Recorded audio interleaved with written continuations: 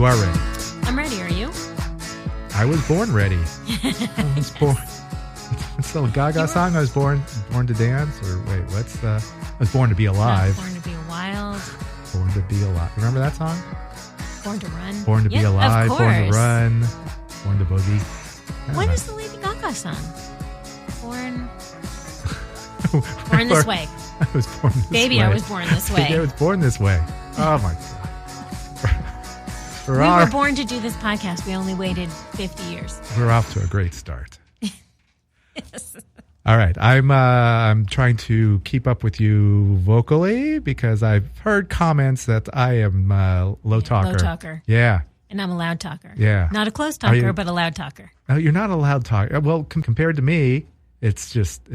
I'm loud. Yes, exactly. I'm animated. You're like 8 feet tall and I'm 3 feet. You know, like... Well, there's a first. There, exactly. So that's how you feel. You know, now you know what it's like to be a giant. That's how I feel superior. Yeah, you should. The You're louder voice. Always looking down on me. Never. Never. Are you kidding? You're revered. Paul. Revered by... Yeah, thank you. So, hey, Dave. Hey, Holly. Where are we? What's going on? How are you? I'm good. We're in Hollywood. We are in Hollywood. Hollywood. Welcome to What Difference Does It Make? Yes, it's the podcast where we talk all things 80s. Yes. Mostly music. Yes. A little pop culture and here and there.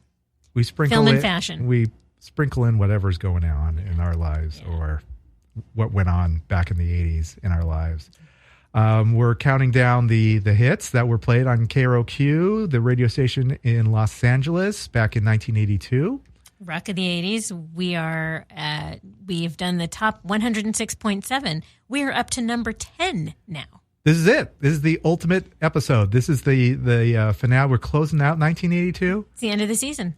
It is a season. We'll have to work out the seasons of podcasts. I haven't figured out what constitutes a season because we also, we sprinkle in Father's Day and holiday stuff. And we're gonna officially call this the end of season 1. How about that? Well, it's not season. But we did 1980, 1981. This but season we weren't 3. calling seasons then. Okay. Okay. Okay, fine. We'll have to work that out. We really do. We'll have to. We got to figure rock, out. Scissors, paper. Did you say rock, scissors, rock, paper? Rock, paper, scissors. I've never heard anyone do it in a different order, but I did say it wrong, right? That's rock, paper, scissors. But you did it. Yeah, that's not. That's odd. I'm a professional. No, it works. All right, so do you want to bet me, and then we can choose the winner gets we had a talk prior about your gambling problem. Mm-hmm. It's not a problem. It's not a problem. You handle it very well. You leave the money on the table, they take it away, and then you say goodbye. Sometimes I get it back. Sometimes you do get back. Congratulations on your Raptors. Thank you very much. I hear you won big money on that. Yes. You bet at the beginning of the season. My RE had the foresight. We watched a couple of games, and he said these guys definitely have it. And they did. Turns out they did to beat Golden State. Yeah. That's pretty amazing. So, we are big winners. So I'm going to collect our winnings. All right. Go Canada. Go Canada. Oh, Canada. Oh, Canada. My home and native land. Yeah. True patriots love and all thy sons command. I hope you did not get any words wrong in that. Yeah. I've gotten words wrong on a lot of songs. Mm. Actually, on Father's Day, I realized that the Spice Girls song is not called Human Touch. It's called Stop. So that was a big mistake. Well, I'm glad you're correcting it. I'm correcting it now, but, as I looked on the Spotify playlist, I couldn't find Human Touch. Like, why can't I find Human Touch? Why is the second most popular song Stop? And then, of course, I played that. Like, oh, yes, there it is. Okay. Well, good. Obviously, we can't play the music, but we are putting all these things on the Spotify playlist that you can check out. I always put a link in our description, so hopefully you're finding it. If you're not, let us know via text or tweet us. Email Dave at wddimpodcast.com. Or Holly at wddimpodcast.com. But you can find us. You know where you can find us. I don't have to tell you guys. Just know that the initials are WDDIM. Yes. And then you'll eventually find us. Shall we get right to it? Can we get to number 10? I'm so excited. This is going to be fun. So excited. Although, okay. I'm going to put the disclaimer this is a caveat on already? I looked ahead, of course, because I had to prep. Yes. And I love all these songs. I do. I love the top 10. You would think you would love the top 10 songs the most out of all of them. And I got to say, I love listening to them, and I love listening to them on the Spotify playlist. They're not necessarily my favorites of 1982. But let's go. Let's start with number 10. Okay. And just so you know, there is one song. KROQ did a revised list Of 80 songs. Yes. Last year, they put the top 80 of 1983 for all their decades. But back in 1982, they did the top 106.7 songs. There is one song on this list that has been removed and was replaced with a different song. Holly's going to guess what was removed. Yes, we always have fun and games here, and this is one of the games that we play here. All right, so top 10. Actually, 4 Southern California bands are in the top 10, which is pretty cool. That is really cool. So this is one of them. Yes, it is. It's X. X, Blue Spark. But one of our personal favorites. Yeah, it's a really good one. They had 2 songs on this list in 1982. The other one was The Hungry Wolf, and this is Blue Spark. John Doe's back in there. He's got this book that's out. Yeah. Have you read anything about it? Not yet. You? Oh. It just came out this month in June. It came out June of 2019. Yeah. I read his last book. It was fascinating. I did not read it. Oh, it's a great read. I'll give it to you. I'll let you Richard read it. But it's really good because he brings in a lot of people from that era. The first book was in the like the mid to late 70s. This book covers 82 to 87. Oh, fun. We got to get John in here. I'll send a note and see if we can get him in here. You're a little intimidated by him. No, he seems like cool. He seems like a really great guy. Yeah. He wrote this book, and of course there's all these other artists write chapters on where they were at that time, what was going on in their lives. So it's really the first book was fascinating, and I'm sure this one's just as good. And yeah, everyone from Henry Rollins to Fishbone, the Jane Weedlin, Charlotte Caffey. So it'd be interesting. Contributed to the book. Yes. Not just mentioned, but they contributed. Right. Whole chapters on what was going on. So it's a lot of fun. Do you know John's real name? No. John's real name is John Nomensen Duchak. What's the origin? Middle name? I don't know. Can you get? This is not a spelling bee. I like stumping you because I can't ask you anything but actual music because you know everything, but I can ask you trivia. I don't. But John Nomensen, Nommensen Duchak, Duchac, which I never knew until I looked it up. I had no idea. Sounds French. Could be. Yeah. All right, we'll go with that. Yeah, Doe's easier to pronounce. When we get John in here, we'll ask him. Excellent. Do you know Exine's real name? I don't. Christine Lee Cervenka. I don't think I knew that. Yeah. They were married 1980 and 1985, the two of them. Yeah. Do you know who else Exine was married to? Yes. She's had three husbands. Yes. The second one is the most famous. Viggo Mortensen. Yes. Aragorn. Who? Aragorn from Lord of the Rings. Oh my God, don't give me that face. Like, I have no idea what you're talking about. He's such a fine actor. Have you ever seen the Lord of the Rings movie? Didn't see it, didn't read it. You should. Those are good stuff. How could I be doing a podcast on pop culture without ever having seen something like Lord of the Rings or read it? All right. I will give you one other pop culture thing on this. Okay. Exine and Viggo have a son. His name is Henry Blake Mortensen. Where do you know the name Henry Blake from? I keep thinking Robert Blake. No. I'm sure this was just by accident that it was named after this. It's the name of a TV character. No, I don't know. Oh, okay. It was McLean Stevenson and MASH. He was Henry Blake. He was Colonel. Oh my God. Colonel Henry Blake. You're right. Yeah. Wow. Roger Bowen played him in the movie. There you go. Okay, what's DJ Bonebreak's real name? David John. Don't know. I don't know. You got that? Okay. What I don't know. Oh. I don't know. Dude, well, don't throw a question. Well, you were going through all their real names, so I thought maybe you had the rest of them. Billy Zoom's real name? It's not Zoom. Yeah, well, I'm William it's something. Gotta be, yeah. William Zubkowski. My apologies to Billy and DJ for not looking up their real names, but I love that about every member of the band made up a new name. I'm assuming that Billy Zoom and DJ Bonebreak are not their real names. Yes, I am assuming you're right. I love that. If I was in a band, I would change my name to something else, something cool. Not Dave Sloan? No. It would be like Bone Break. I like a drummer named Bone Break. That's genius. I love it. Yes. Breaking bones. Yeah. All right. Move it along. Move it along to number 9. It's Talk Talk. Talk Talk. From Talk Talk. Yeah. I'm sure you looked that up. He passed away earlier this year. Yeah. Could be fun. But yeah, Talk Talk. Go ahead. Tell me about Talk Talk. Oh, no. Do you know why Mark Hollis liked the name Talk Talk for the band? No. Because it's very direct, easy to remember, can't be abbreviated, and graphically compatible. Okay. Sure. Yeah, I like that. It's very efficient. What more can you say? Yeah. And it was a great hit. I mean, it was... Yeah, Talk Talk is that was another, I say this a lot, but another quintessential 80s song. Yeah, just really great pop hit, Yeah. I think. I can hear that today and still love it. Yeah. They didn't use any guitar on this album? Well, it sounds like 1982. All synth. People, I know. See it? Pissed you off. No, I like synth in this music. I don't like synth in rock music. I got a lot of opinions. Well, that's fine. It's a good thing you got a podcast to... to express my opinions. Yeah, exactly. Do you know the song only went to 75 here? That song? Yeah. Yeah, I believe that. 52 in the UK.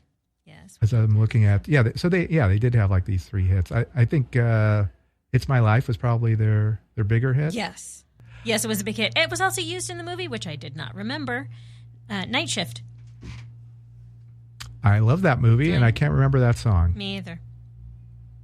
All right. Well, we'll have to go back and watch. Okay. I will go back to Night Shift any time of day. I love that movie. That dream team of Ron Howard and Henry Winkler. Yeah. Yeah. All right, moving to number 8, another one of our favorites. Indeed. Well, Go-Gos. Vacation. Yay. Yay. All I ever wanted. So I talked about the John Doe book. Yes. And Charlotte wrote a passage for in the book. And if you will indulge me. Oh, of course. Okay. She wrote this passage. There's a little snippet that I cut out. She says, everyone knew there was a lot at stake with this album, talking about the Vacation album. This was our sophomore effort and historically speaking should flop. But fortunately, Kathy Valentine played me a song that she wanted me to work on. She had written it for her former band, the Textones. It was called Vacation. I listened and instantly liked it, but heard how I could make some changes that would lift up the melody in the chorus. Kathy was open to my ideas, and Vacation became the first hit single and the title of the record. It couldn't have been more perfect. The cover art was inspired by the song, a picture of the 5 of us water skiing in formation. It was actually a picture of 5 girls in a water show in Florida with our heads superimposed, and it was classic. And she also said, while in New York, the Go-Gos shot our first cover for Rolling Stone. Legendary photographer Annie Leibovitz persuaded us to pose in our underwear. When the magazine hit the stands, we were horrified to see the caption, Go-Gos put out. Regardless, I was extremely excited to see us at every newsstand on every corner. Our faces on the cover of Rolling Stone. Yep. Yeah, so those were the good times. Apparently, Charlotte was going through some dark times, too, during this time. So it's all in the book, this John Doe book. So read the book. Yes. Yeah. Yeah, it's still a great song and deserves to be number 8. Yeah. Kathy said she wrote it on an airplane napkin. Is that right? That's what she said when I was 21. Those napkins are small. Yeah. I don't know. How do you put all those words on one napkin? Question. You can unfold it. Oh, smart. That's awesome. I do. I love the song. I love even though you knew it wasn't them water skiing, still it was a fun video. What? It wasn't? Yeah. Well, thanks for that. Yeah, it was a super fun video, super fun song. Apparently you're going on some vacations soon. So Vacations, all I ever wanted. Yeah. That's going to be exciting. Yeah. Very nice. Yeah. Okay, number 7. Oh, by the way, Go-Go's Vacation, is it still on the list? Yes. Yeah, of course. Didn't want to waste your time. Yeah, just FYI, those songs were both all on the list. Blue Spark, still 10. Talk Talk, still 9. Yeah. Vacation, still 8. Oh. All right, this is number 7. Sparks, I predict. I predict this one was not on the list. That is correct. Ha-ha! It was replaced by... I'd never guessed this. Yeah. Who was the artist? Who replaced it? It was Modern English. Could it be I Melt With You? Yes. Good guess. That was not on the original KROQ list. That's really strange. It's crazy. Was it released late in 1982? No, I looked that up too. But no, it was not. It was That seems impossible. It's crazy, but yeah. Okay. Well, yay for melt. Yes. I melt with you. Yes. And yay for Sparks. Let's recognize Sparks. They made a number of predictions. Do you remember any of their predictions? I wrote all of them down. No, there's 12 of the predictions they make in the song. Tell me. You're going to take a walk in the rain, and you're going to get wet. I predict. Okay. It's one of the funniest songs. I love comedy, and Sparks just put the nail on the hit the nail on the head. Hit the nail on the head with this. Here's one. They're going to stop Saturday night.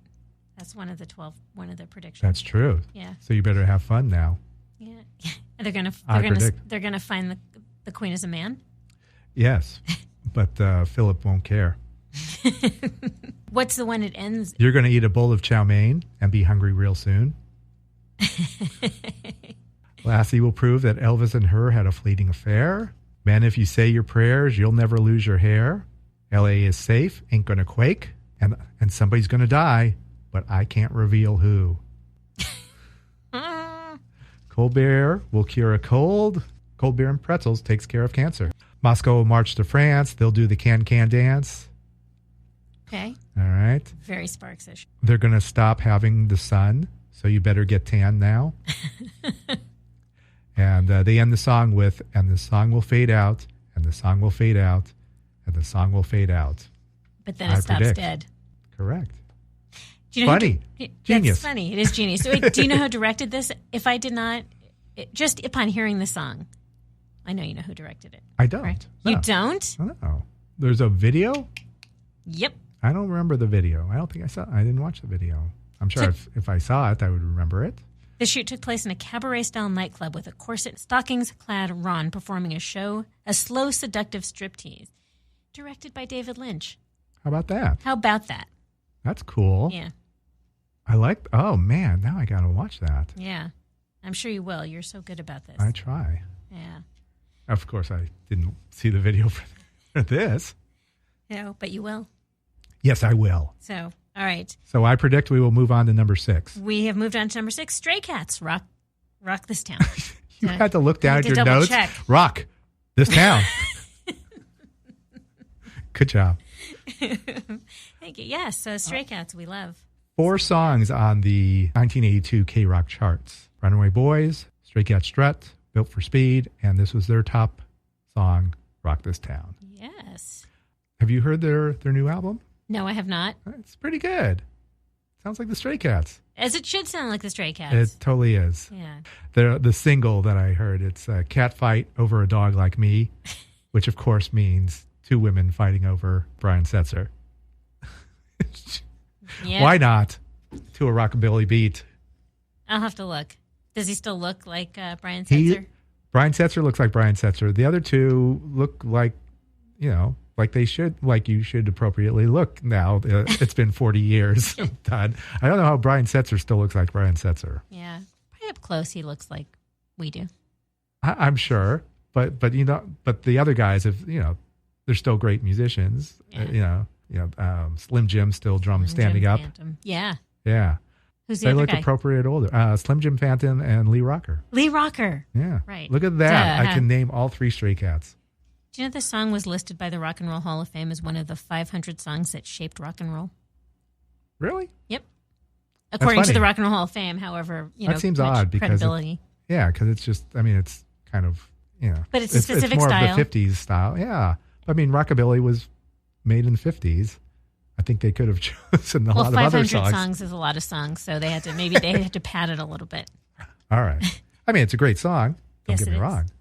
I don't know if the top 500 songs of influential songs? One of the top 500 songs that shaped rock and roll. Shaped rock and roll. You disagree with that? I strongly disagree, but okay. But that's... You can agree to disagree with the Rock and Roll Hall of Fame. Yeah, I know. What do they know? There's a few bands that aren't in there yet. Yeah. Yeah. Look, never mind. Don't get me started. That's a whole other episode. Don't get me started. Bands that should be in the Rock and Roll Hall of Fame but aren't yet. Correct. All right. Number 5. We need to have one of those, like the Casey Countdown. Number 5. Jingles for... we need jingles. Yeah. Yeah. Well. Well, I'll look for those. We'll see what we can do. Yeah, maybe I could splice those in. Yeah. Sweepers. What do you call them? Sweepers. Number 5. Well, number 5. Number 5 is the Human League. Don't You Want Me? Yeah. Do you like the song? I love the song. Yeah. The song is still great. I think we talked about it where it seems like it's, the guy taking credit for a woman's success, but. Oh, did we talk about this? We did talk about it. I have to say, this is not my favorite Human League song. I might have just burned out on it. And still, in the UK, you've seen, I should never even say these things because you've never seen these movies. You don't know. Tell me. Oh my God, Love Actually. Okay, so you've seen the movie Love Actually. Okay, so you know the movie Love Actually. Yes. So it's a big deal to get the Christmas number 1. Yeah. As was in Love Actually. They kind of, but yeah. So Don't You Want Me became was in 1981 was the Christmas number 1 song. Oh. Well, no, it's a huge deal in the UK. I don't know why, but no, it is. Yeah, I know it is a big deal. Yeah, the UK is really still embraces this song. In 2015, it was voted by the British public as the nation's 7th favorite 1980s number 1 song.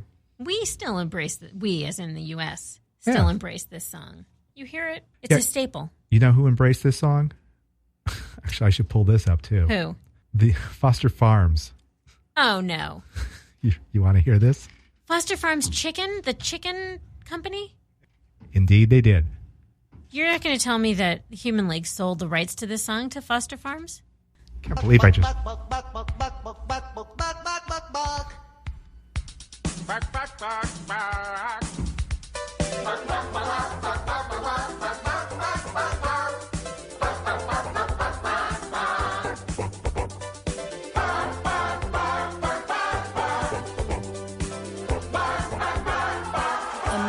Chicken. This is the thing. Foster Farms Chicken Nuggets. 100% natural with no added hormones or steroids. Foster Farms. Amazing chicken. Okay.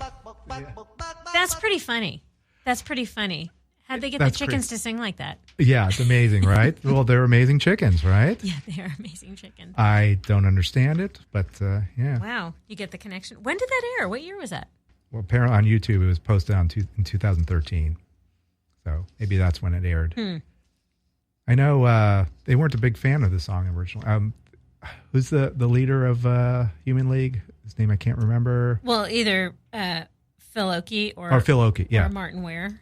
Oh, yeah. So Phil Oakey, I was just reading that he did not like this song at all. And it was almost, first of all, it was almost left off the album. Then it was like they stuck it, I think it's like for the vinyl, they put it like at the last song on one of the sides. And they were going to release a single. They already had 3 singles off there.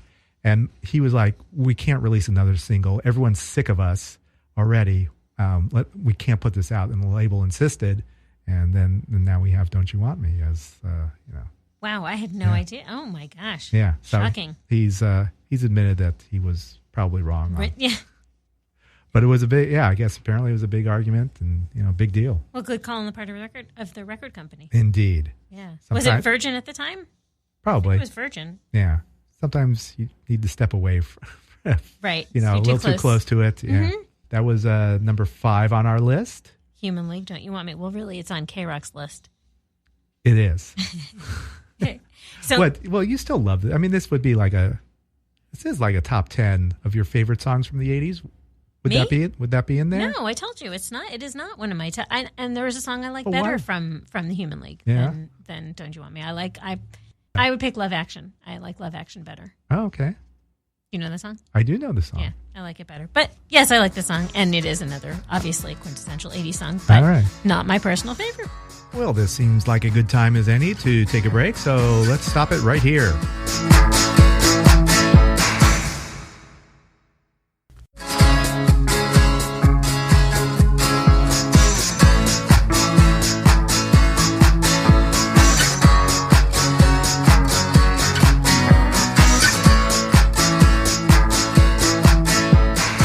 Welcome back to What Difference Does It Make?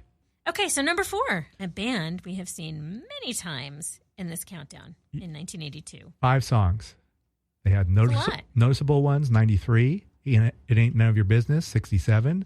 Destination Unknown, 40. And Walking in L.A., number 11. Missing Persons had one more song on this list. It's number 4. What are words for? Yeah, indeed.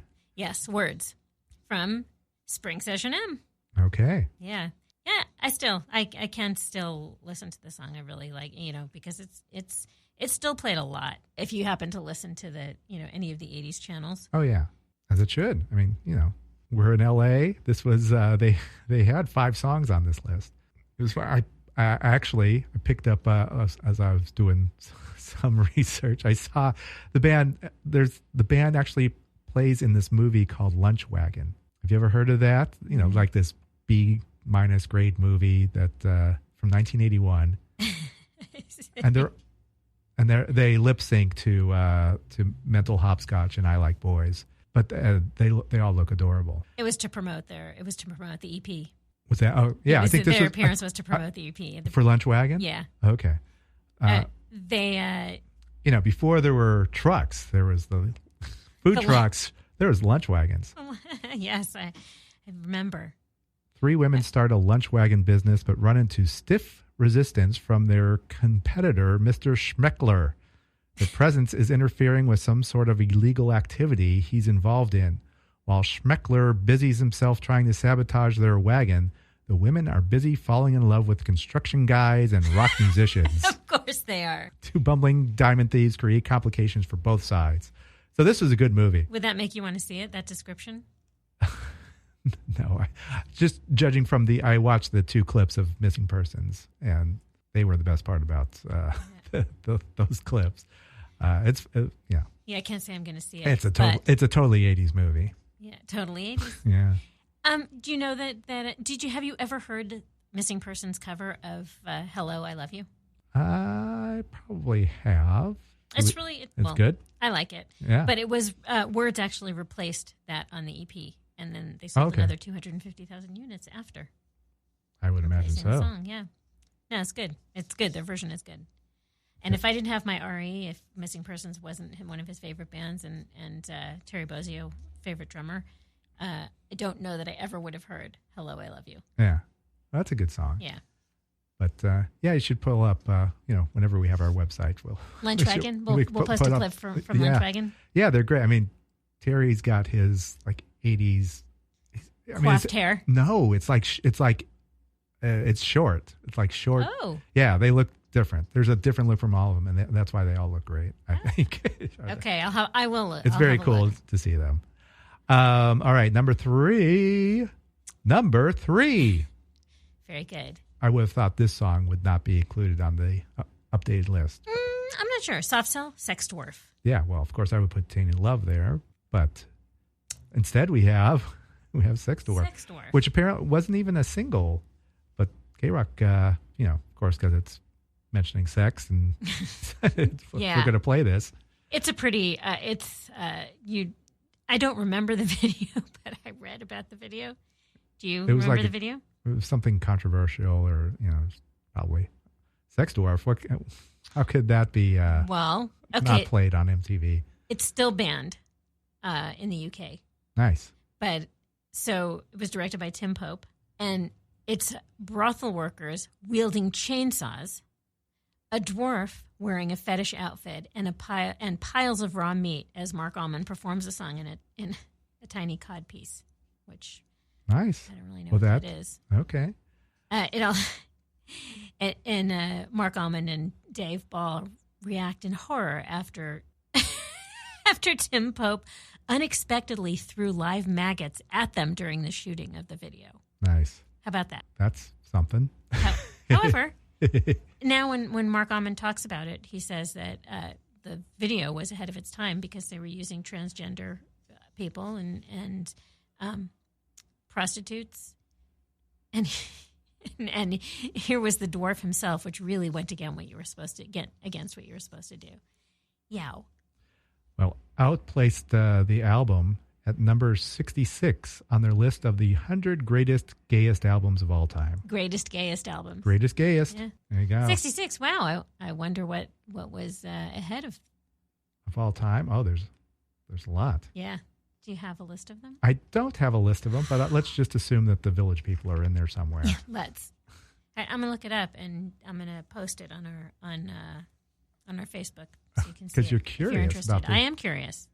Yeah. Should I look it up? You want me to look it up? It's Out Magazine. No, not now. Out Magazine. Top 100. 80 songs. Gayest, greatest 80 songs. Number 100 is Sgt. Pepper's Lonely Hearts Club Band. What? Well, not surprisingly. Do you want to guess what number 1 is? As long as I got you on the list here. It's not the Village People. No. Who is it? By the genre buster that you love. That's not Prince. No, I don't know. You put me on the spot. I can never guess when you put me on the spot. I know. Who is it? It's David Bowie. Ziggy Stardust. Duh. Wow. You're right. I should have guessed that. The Smiths, number 2. Okay. All right. This makes a lot of sense. Indigo Girls. Oh, yeah. It's one of my favorite songs of all time, Closer to Fine. Judy at Carnegie Hall, number 5. Okay. That's a good one. Is Bette Midler in there, too? I'm sure she is. Yeah. Okay. All right. Well, we can go through. Well, you can go through all of that. I'm going to. I'm going to post the top 10. Okay. Where are we? Oh. Number 2. Number 2, the penultimate. The penultimate song of 1982. on Oh, this is exciting. All right. Well, obviously you can see what it is. I can see what it is. Flock of Seagulls. I ran. So far away. Reached number 9 here. Number 43 in the UK. Yeah, they're still playing this stuff. Did you know they put out an album last year where they re-recorded their hits with the Prague Philharmonic Orchestra? They did. Yeah, it's not too bad. Is it good? Do you like it? Yeah, it was interesting. Yeah. As I say, interesting. Yeah, I mean, obviously, I'm not going to like the new version better than the original. No, of course. But yeah, it's good that they're giving a new spin on classics. That's kind of fun to hear. It's always fun to hear. Definitely. Yeah. Of course, the band, because they have this album, they're touring around. And so Mike Score was interviewed and he was talking about the beginnings of the band. He said, "We went to London and basically slept on someone's doorstep until they agreed to listen to us. And they liked us, which was a shock to us. We saw about 20 labels who said rubbish, but Jive said, wow, it was right on the point where things were going to change. We weren't a punk band, but we were friends with Squeeze, who were doing a college tour in the U.S. and invited us. Jive didn't know what to do with us, so they said, yeah, go along with them. And MTV was just starting to hit. And there you go." Oh, good for them. Well, very good for them, obviously. Yes. Mike says he used some green gel from Kmart to get his hair the way it was. He says he goes to, when they're at shows, he says a lot of the parents are making their kids, they're putting their kids in Flock of Seagulls' hair to see them. Yeah. How awesome is it that it can be identified, a whole band can be identified just by hairstyle, that people say, yeah, Flock of Seagulls' hair. Yeah, I know. It's crazy. Okay, wait a minute. Speaking about their Go hair, ahead. Did you read this? That they were hairdressers? Oh, is that right? Mike Score and the bass player Frank Maudsley were hairdressers, and they put their skills to use in creating that distinctive hairstyle. How about that? I did not know. Did you know? More did you know? The band's name comes from the Stranglers. Actually, Mike says it comes from a couple things. When I was young, I was reading Jonathan Livingston Seagull, which I think every teenager should read. Mm-hmm. It's a short book. Also, my favorite band, the Stranglers, yell this out on the song Toiler on the Sea. Here we go. This is from Toiler on the Sea. Is it okay if I play this a little bit? I'm saying yes. Wanted the way to a flock of seagulls. A flock of seagulls. Oh. So anyway, there is that. I don't know where Iran came from. Okay, so that brings us up to number 1. I was actually kind of surprised. I don't know why, but I was surprised. Yes? Why? To find that it was The Clash, Rock the Casbah. Woo! Yes. Beer, beer, beer, beer. We have to pay you to use those sound effects? Yeah. There you go. Number one. Yeah, I don't know why I was surprised. I mean, it was a huge song. Obviously, a huge song. Yes. From Combat Rock. I don't know why. I didn't think it was the number one song on KROQ, but I guess I'm happy about that. How do you feel about it? I'm very happy about that. As it should be. I mean, they had 3 songs. They had Know Your Rights, which was number 102. They had Should I Stay or Should I Go at number 31. Mm-hmm. And Rock the Casbah is number 1. Would you put Should I Stay at number 1? I'm not sure. I go 50-50 on that. All right. Yeah. You're going to start to hear a lot about the Clash now that the presidential campaign is ramping up because Beto O'Rourke and Bill de Blasio are both Clash fans. Oh, no. Excellent. Beto O'Rourke's walk-in song is Clamp Down. I didn't know that. Yeah. And Bill de Blasio is Rudy Can't Fail, which is kind of funny. Which is kind of funny. Is that supposed to be ironic? I don't know. I don't think he's thinking about, you would think he was talking about Rudy. Talking about Mayor Giuliani, but I don't know. Yeah, because he is a New Yorker. Yeah.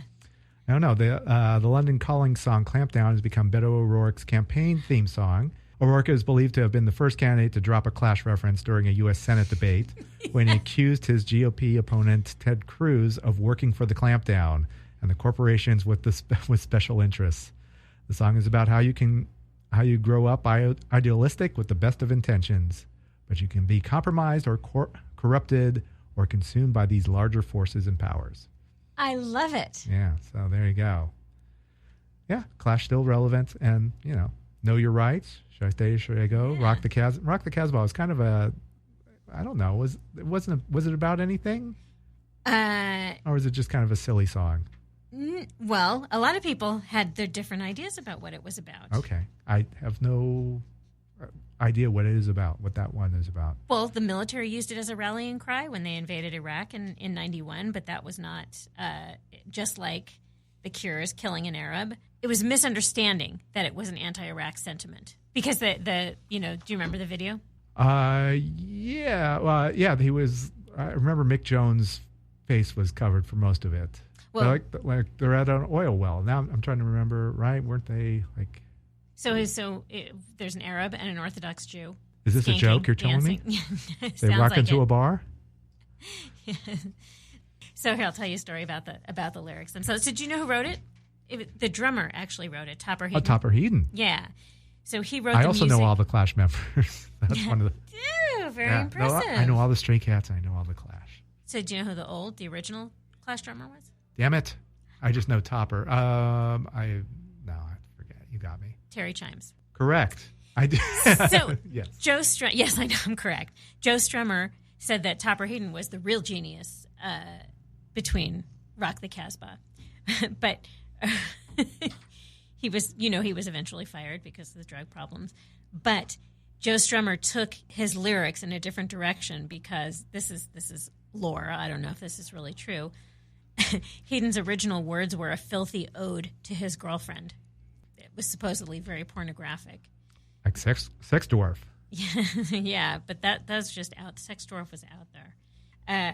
I didn't see anything. I didn't see what the original lyrics were, but now I'm intrigued. Maybe I'll post those too because I'm very interested. And who is the Sharif who don't like it? Oh, in who they refer to? The Sharif don't like it. Yeah. Rock the Casbah. That's all right. That's what makes this song always intriguing is we have no idea what we're singing, and yet it's so catchy that we still sing the song. Joe Strummer wanted to leave the band because he couldn't justify singing rebellious songs when the band was rich and successful.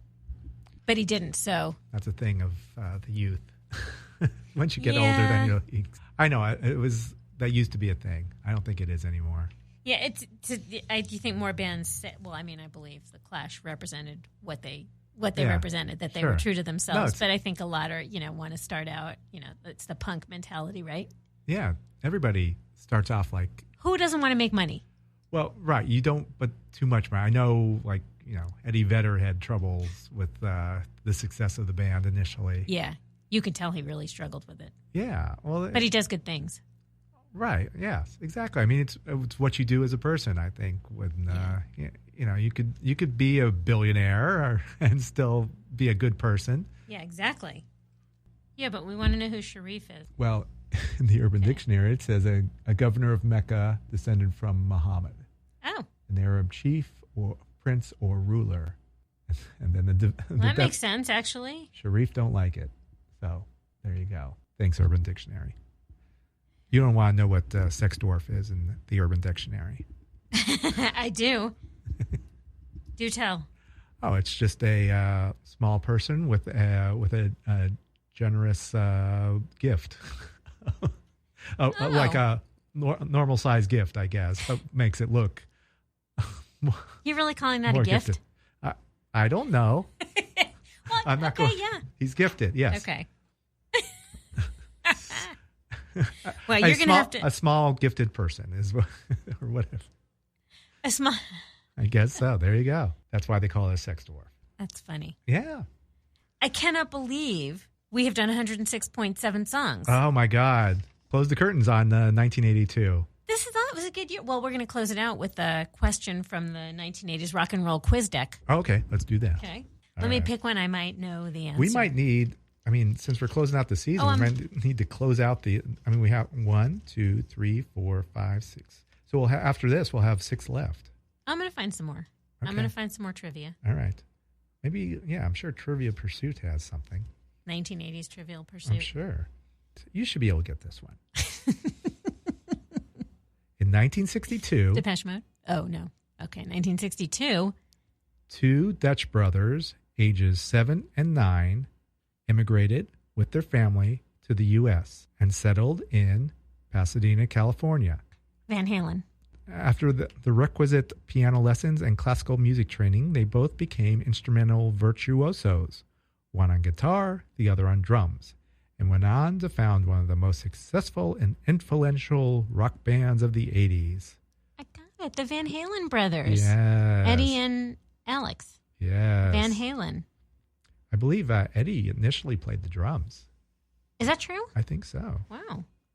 Alexander Arthur Alex Van Halen and Edward Ladwijk Eddie Van Halen hooked up with bassist Michael Anthony and vocalist David Lee Roth to form Van Halen in 1974.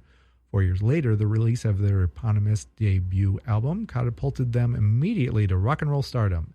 Eddie's smart, sizzling guitar licks and occasional keyboard wizardry and Alex's powerful and relentless double bass drumming set a new dramatically high standard for hard rock musicianship. Combined with the always solid Michael Anthony on bass. Oh, poor Michael Anthony. The band's only wild card was its frontman. Did you prefer the hammy style of David Lee Roth, a.k.a. Diamond Dave, or the harder edge power of Sammy I Can't Drive 55 Hagar? All rockers seem to have strong opinions on that question after Hagar replaced Roth as the band's lead singer in 1985. Do you have a preference? Oh, yeah, it's David Lee Roth all the way. Yeah. He was Van Halen to me. Yeah. Yeah, I really liked Sammy Hagar. I didn't continue to like the music. He was perfectly fine. Yeah. Perfectly fine. Did you ever see them live? Strangely, I only saw Sammy. I never got to see, I've seen David Lee Roth solo, but I never got to see, Whoa. Yeah, the 1984 tour. I wasn't able to get tickets for that show. Well, I never saw missed him. out. I did miss out. I know. Well, yeah, it was weird. just at the start of when I started to go to shows. Yeah. So I missed out on that, unfortunately. Poor you. Poor me. I know. And I don't know. I'm kind of glad I didn't see the revamp when they did that tour a few years ago. Yep. He's not his voice is not like what it was. Like it once was. Like a lot of times you could see these bands from the 80s and you could close your eyes and that's still the same sound. Yeah. I mean, David Lee Roth just had such a unique sound coming out of those pipes. And he was such a, unique frontman that just one of a kind. It's just crazy. And, that's why people go to these shows, just remember what it was like. Obviously Eddie can still play guitar like a crazy man. Yeah, but seeing that different. on stage, seeing David Lee Roth behave that way on stage now is just somehow feels inappropriate. True. That is true. But it's always fun to pull up old video clips and see them, how they were. It's great. Yeah, they're still one of my favorites, just listening to them. All right, 1982. Bye-bye, 1982. Bye-bye. Thanks for serving us well. Indeed. Okay, so we'll, that closes our season for 1982. Thanks for listening to What Difference Does It Make? Indeed. Keep listening. Post once in a while. Tweet us. We want to hear what you think. Yes, indeed. A lot of ways to get a hold of us, and we'd be happy to put you on the air or read some sort of notes or anything. We're always excited to hear from you. Suggest a theme. Yeah. Yes, themes are always good too. Songs, anything you want discussed. We like to discuss. We're big talkers. We do. We talk too much. We're done talking today. Yes, thank goodness. Let's wrap this up. Thank you so much again. Until next week, this is Dave. This is Holly. Check you later. Over and out.